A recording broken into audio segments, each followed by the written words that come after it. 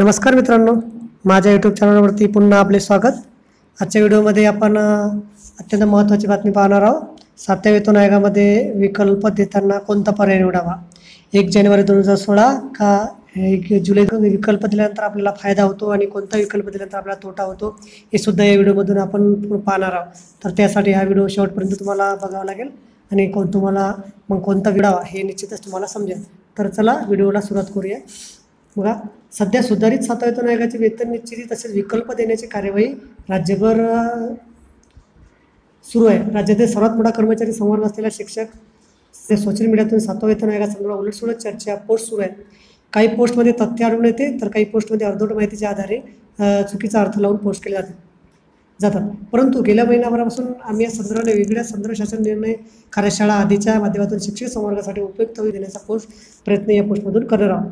तर सर्वप्रथम विकल्प देणे म्हणजे ठराविक दिवसापासून सुधारित वेतन आयोग स्वीकारणे, हे असं लक्षात घ्या की विकल्प देणे कशाला म्हणतात।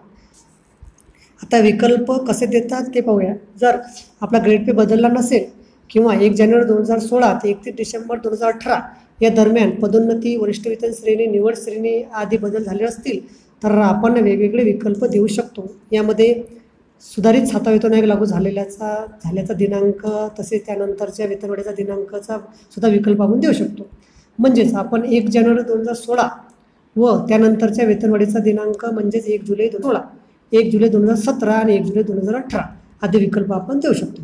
परंतु जर या मधल्या 3 वर्षाच्या काळात जर आपला ग्रेड पे बदलला असेल, वरिष्ठ वेतन श्रेणी, निवड श्रेणी, पदोन्नती आदी बदल झाले असतील तर दोनपैकी एकच विकल्प आपण देऊ शकतो। हे 2 विकल्प म्हणजे एक तर सुधारित 7वा वेतन आयोग सुरू झाल्याचा दिनांक किंवा पदोन्नती, वरिष्ठ वेतन श्रेणी, निवड श्रेणी आदी लाभ मिळाल्याचा दिनांक। परंतु या ठिकाणी एक लक्षात घ्यावे की जर यापैकी आपण दुसरा विकल्प म्हणजे लाभ मिळाल्याचा दिनांक विकल्प म्हणून निवडला तरी लाभ मिळाल्यानंतरच्या ग्रेड पे सहच्या मूळ वेतनाला 2.57 न गुणता त्या दिवशीच्या जुन्याच ग्रेड पेच्या सहच्या मूळ वेतनाला 2.57 गुणून अगोदर वेतन निश्चिती करून घेऊन पुढील कार्यवाही करावी लागेल। त्याबाबत खालील मुद्द्यामध्ये सविस्तर माहिती आता आपण पाहूया। बघा, आता ज्यांचे गेल्या 3 वर्षामध्ये ग्रेड पे बदलले नाही किंवा पदोन्नती, वरिष्ठ वेतन श्रेणी किंवा निवड श्रेणीसुद्धा लागली नाही त्यांनी विकल्प देताना आपण वेतन निश्चितीसाठी फायद्याचा कोणता विकल्प ठरेल हे समजून घेऊया। तर बघा, आपले 1 जानेवारी 2016चे एकूण मूळ वेतन गुन्हेला 2.57 गुणाकार करून जी रक्कम आपल्या पे मॅट्रिक्समधील स्तरामध्ये कोणत्या लेवलवर येते ते जर आपण पाहिलं, जसं की बघा 9,260 अधिक 2800 बरोबर 12,060 हे उदाहरण घेतलं आपण आणि त्या 12,060ला 2.57 गुणलं 94.2 ही रक्कम येते आणि 30,994.2 ही रक्कम 2800च्या S10 मधील 3 या लेवलवरील 31,000 या टप्प्यावर बसते। जर संबंधित शिक्षकाने 1 जानेवारी 2016चाच विकल्प ठेवला तर त्या शिक्षकाला 1 जुलै 2016ला वेतनवाढ मिळून त्याचे बेसिक S10 मधील 4थ्या लेवलवरील 31,900 या टप्प्यापर्यंत जाईल। परंतु विकल्पाचा दुसरा पर्याय म्हणून जर संबंधितांनी 1 जुलै 2016 विचार केला तर बघा 9,630 अधिक 2800 बरोबर 12,430 आणि त्याला 2.57 गुणलं तर 31,945.1 असं ही रक्कम येईल आणि मग ही रक्कम S10 मधील 5व्या लेवलवरील 32,900च्या टप्प्यावर जाऊन बसते। म्हणजे या उदाहरणातील शिक्षकाला 1 लेवलचा अधिकचा फायदा होऊ शकत असल्याने संबंधितांनी 1 जुलै 2016 विकल्प घेतल्यास त्याचा निश्चित फायदा होणार आहे। म्हणजे आपल्याला याहून असं समजेल की आपण विकल्प निवडताना आपण दोघांचे तिथे आपला फायदा होऊ शकेल तो विकल्प आपण निश्चितच फायद्याचा ठरेल। काही शिक्षक या ठिकाणी असा विचार करत असतील की 31,945.1 ही रक्कम 31,900 या टप्प्यापेक्षा 45.1 रुपयाने अधिक असल्याने वेतनवाढीच्या नवीन नियमानुसार 50च्या ती अलीकडच्या टप्प्यावरील 31,900 मध्ये गृहीत धरेल। परंतु हा नियम फक्त वेतनवाढीसाठीच आहे। जेव्हा सुधारित 7व्या वेतन आयोगाची पहिली वेतन निश्चिती करायची आहे त्यावेळी विशिष्ट थरावरील विशिष्ट लेवलवरील रकमेपेक्षा 1 रुपया अधिक झाला असेल तर ती रक्कम थेट पुढील टप्प्यावर नेऊन ठेवावी लागते। शिक्षकांनी ज्यांचे गेल्या 3 वर्षामध्ये ग्रेड पे बदलले नाही किंवा पदोन्नती, वरिष्ठ वेतन श्रेणी, निवड श्रेणीचे लाभ घेतले नाही त्यांनी अशा प्रकारे आपला फायदा कशात होऊ शकेल हे याप्रमाणे पुढील वेतनवाढीच्या तारखांच्या 1 जुलै 2017 आणि 1 जुलै 2018 एकूण मूळ वेतनाला 2.57 गुणून आपला फायदा होऊ शकेल हे तपासून विकल्प देण्याचा विचार पक्का करावा। परंतु या ठिकाणी लक्षात घ्यावे की आपण विकल्पासाठी जो दिनांक देऊ यापूर्वीचा 6व्या व 7व्या वेतन आयोगातील फरक संबंधितांना मिळणार नाही। आता 1 जानेवारी 2016 ते 31 डिसेंबर 2018 च्या 3 वर्षाच्या काळामध्ये ज्या शिक्षकांनी वरिष्ठ वेतन श्रेणी निवड श्रेणी आधी ग्रेड पेमधील बदल झाले असतील, असे लाभ घेतले असतील, तर त्यांनी वर सांगितल्याप्रमाणे 2 पैकी कोणता विकल्प द्यावायचा विचार आपण करू. बघा, समजा जर एखाद्या शिक्षकाला 3 फेब्रुवारी 2017 रोजी वरिष्ठ वेतन श्रेणी मिळाली असेल, तर संबंधितांच्या दोन्ही विकल्पाचा विचार करू. जर त्याने 1 जानेवारी 2016 हा विकल्प निवडला, तर समजा त्या शिक्षकाची या तारखेचे मूळ वेतन राहील 10,800 अधिक 2800 बरोबर 13,600 असेल आणि ते 13,600ला 2.57 गुणलं तर 34,952 आणि 34,952 ही रक्कम S10 मधील 8व्या लेवलच्या 35,000 जाते. म्हणजे त्याचं 1 जानेवारी 2016चं मूळ वेतन 35,900, 1 जुलै 2016चं मूळ वेतन 37,000 आणि 3 फेब्रुवारी 2017चे लगतपूर्वीचे मूळ वेतन 37,000. आता 3 फेब्रुवारी 2017 रोजी संबंधित शिक्षकांना वरिष्ठ वेतन श्रेणी मिळाली असल्याने संबंधिताला S10 मधून S30 मध्ये स्थलांतरित करावे लागेल. या ठिकाणी एक लक्षात घ्यावे की वरिष्ठ वेतन श्रेणी व निवड श्रेणी लाभ मिळाला असेल तर एक वेतनवाढ दिली जात नाही. आता 37,000 ही रक्कम S30 मध्ये कुठे बसू शकेल पाहून त्या सेलमध्ये फिक्स करावी. मग आता S30 ही 37,600 हा टप्पा असल्याने 37 ही रक्कम 37,600 या टप्प्यावर फिक्स करावी. आता 3 फेब्रुवारी 2017ला वरिष्ठ वेतन श्रेणीमध्ये वेतन संरचना स्तर बदलल्याने किमान 6 महिने वेतन वाढ मिळणार नाही. सातव्या वेतन आयोगामध्ये 1 जानेवारी व 1 जुलै या वेतनवाढीसाठी 2 तारखांपैकी एक नियोजित केलेल्या असल्यामुळे या शिक्षकाला येथून पुढे प्रतिवर्षी 1 जानेवारी याच दिवशी वेतनवाढ मिळत राहते. म्हणजे संबंधितांचे आता S30 नुसार 3 फेब्रुवारी 2017चं मूळ वेतन 37,600, 1 जानेवारी 2018चं मूळ वेतन 38,700 आणि 1 जानेवारी 2019चं मूळ वेतन 39,900 असं राहील.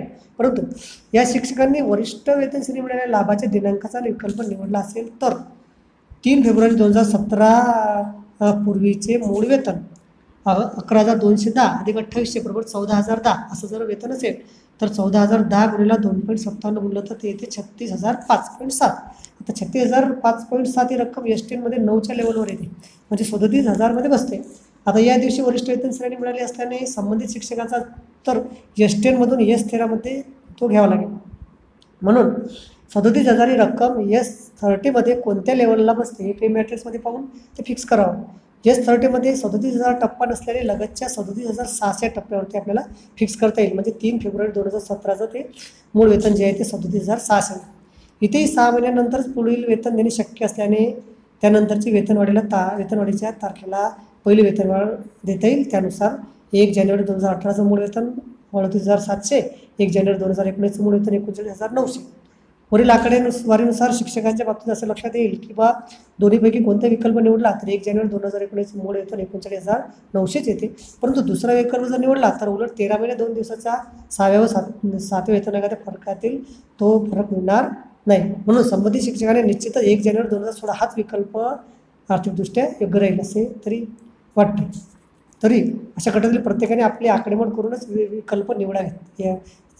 ते आपापल्या मनानेच त्यांनी विकल्प निवडावेत.